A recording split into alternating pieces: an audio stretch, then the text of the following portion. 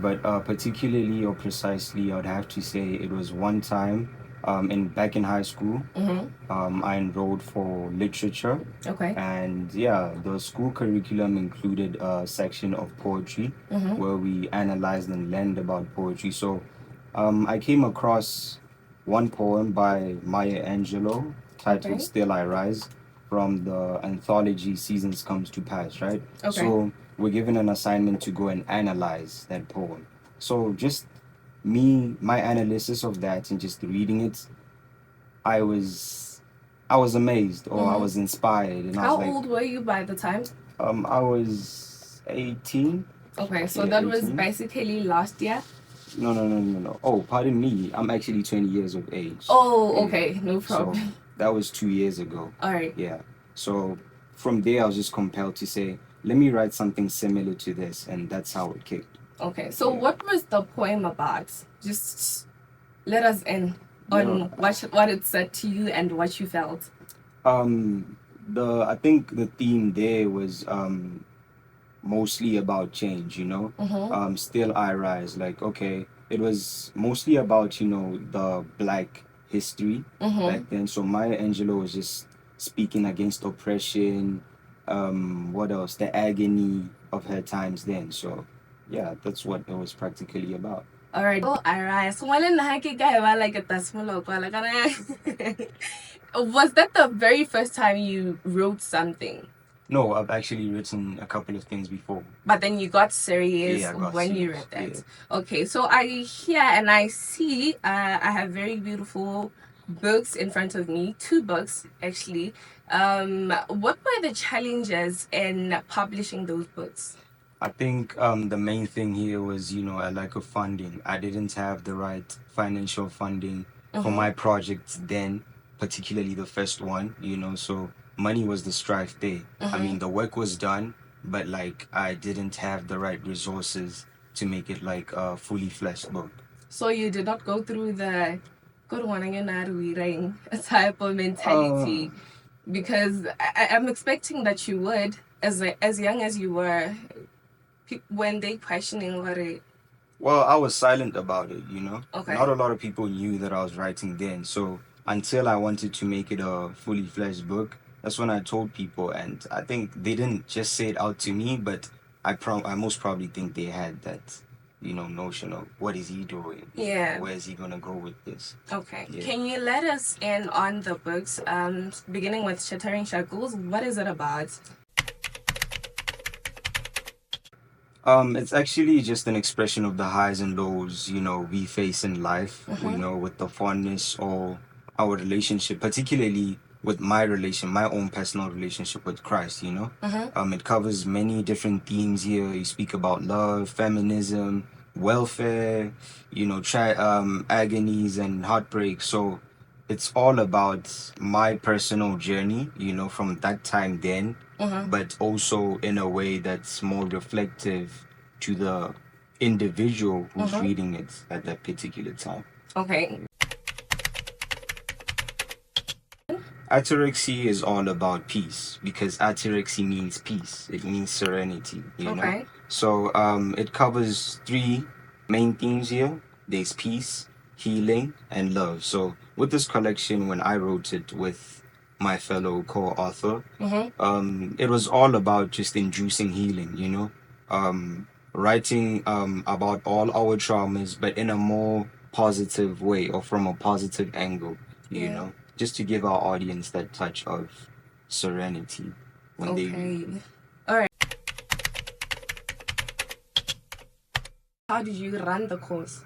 I think now when I started and like I had a full manuscript, now I had to tell myself that I am a professional, It's no longer about fun, it's no longer a hobby. So I had to act as a professional.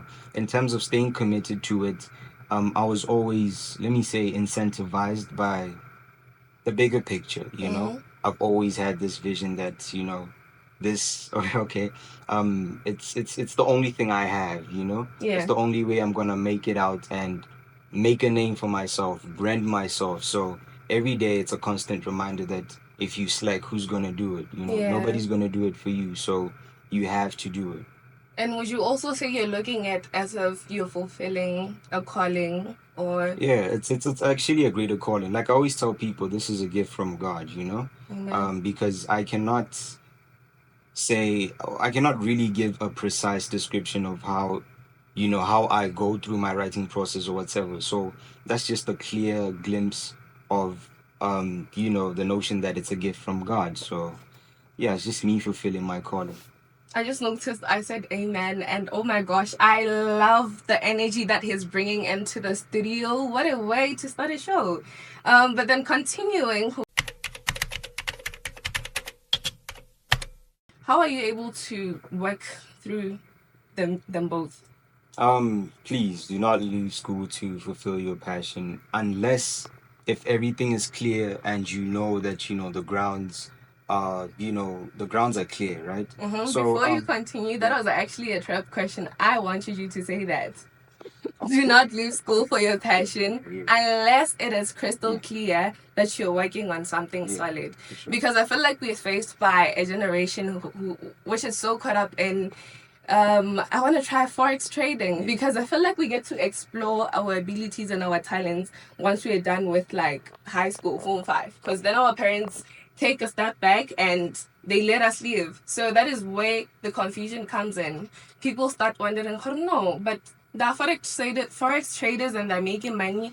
Maybe my passion is that. Let me leave school. So before you answer the how do you balance it, I just wanted to highlight that also, Hari. That is a path that some people have walked, and the majority of the people that have been asked, was it worth it? You find out, Hari, it is. At the end of the day, you're gonna say life is supposed to unfold the way it's supposed to, but school is just as important, and that's that.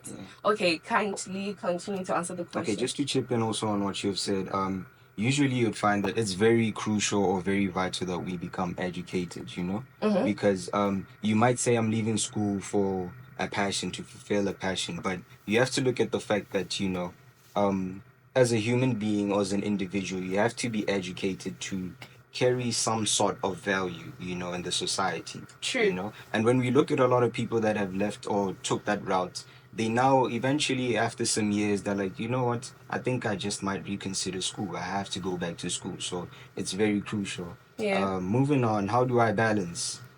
I look at everything as an elephant, or should I say, I read one book. It's titled "It's About Time" by Matt Morrison, I think. Yeah. So how many books have you read?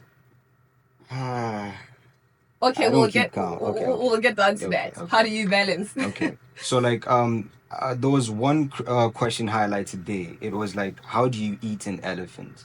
You know, you eat it in pieces. You eat it in pieces. So like when in terms of balance, like we look at our projects or different endeavors in life as elephants. Break them down into pieces. Think in pieces. I always tell my peers that you have to think in pieces. Then you have everything laid out, and then you can like prioritize and schedule. For my writing, I usually tell myself that, okay, I want to be consistent. It doesn't have to take 5 hours of writing, at least 30 minutes every day, just to jot something down. But always remembering that there has to be balance. It's like a seesaw. If you put more focus on the other rises and the other falls. So you have to maintain that equilibrium, that balance. Okay. I don't really precisely have a target market because writing caters for everybody, because what I feel is what you feel, somehow, some way, so just generally everybody. Okay. Yeah. So how is everybody receiving you and your work?